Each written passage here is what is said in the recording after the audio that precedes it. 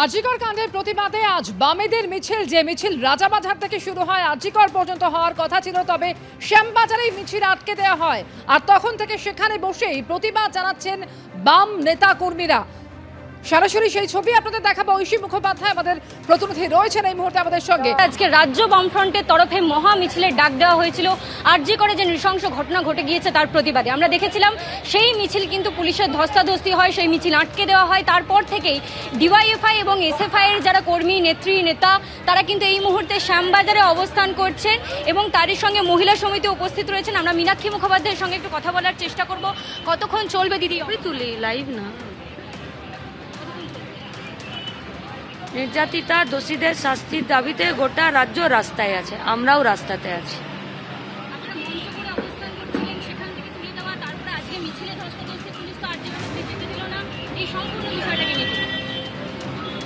পুলিশের কাজ করবে, প্রতিবাদীরা তাদের কাজ করবে।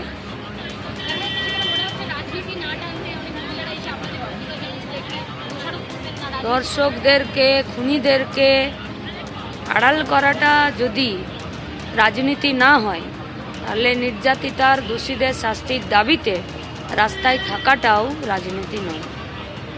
দেখতে পাচ্ছ যে মীনাক্ষী মুখোপাধ্যায় উপস্থিত রয়েছেন, মহিলা সমিতি তাদের সদস্যরা তারা উপস্থিত রয়েছেন, এদিকে এসএফআই এর যারা কর্মী তারা উপস্থিত রয়েছেন, দেবাঞ্জন দে, দীপশিতা ধর প্রত্যেকে উপস্থিত রয়েছেন এবং তারই সঙ্গে তারা বলছেন যে পথে নেমে যে লড়াই, মাঠে ময়দানের যে লড়াই, সেই লড়াইয়ে তারা সর্বক্ষণ ছিল এবং তারই সঙ্গে আগামী দিনেও থাকবে। কারণ প্রতিবাদ কিন্তু এখনও শেষ হয়নি, প্রতিবাদ চলবে যতদিন না ধর্ষণকারীরা তারা যদি শাস্তি না পায়, দোষীদেরকে যদি সাব্যস্ত না করা হয়, তাদেরকে যদি শাস্তি না দেওয়া হয়, ততদিন পর্যন্ত তাদের যে কার্যক্রম, তাদের যে কর্মসূচি, তারা যে বারংবার পথে নেমেছে, বিচারের দাবিতে পথে নেমেছে, একেবারে বিচারের দাবিতে রাস্তায় বসে রয়েছেন। আপনারা জানেন যে একেবারে রাজাবাজার থেকে আরজিকর পর্যন্তই ডাক দেওয়া হয়েছিল প্রতিবাদ মিছিলের, যা আটকে দেওয়া হয়েছিল সেখানেই তারা বসে পড়েছেন।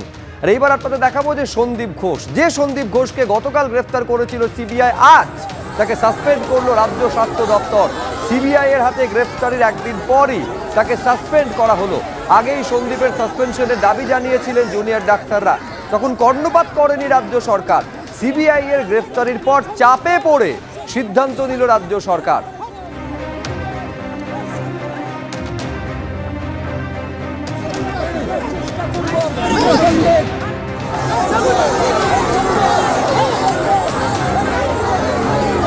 অন্যদিকে এই যে ছবি আপনারা দেখতে পাচ্ছেন, কোর্টে ঢোকার আগে চোর চোর স্লোগান এবং তারপর কোর্ট থেকে বেরোতে সপাটে চড় কষানো হলো সন্দীপ ঘোষকে। এই ছবি আপনারা দেখছেন, আলিপুর কোর্ট থেকে যখন বেরোচ্ছেন সন্দীপ ঘোষ, তাকে একেবারে সপাটে চড় কষানো হলো।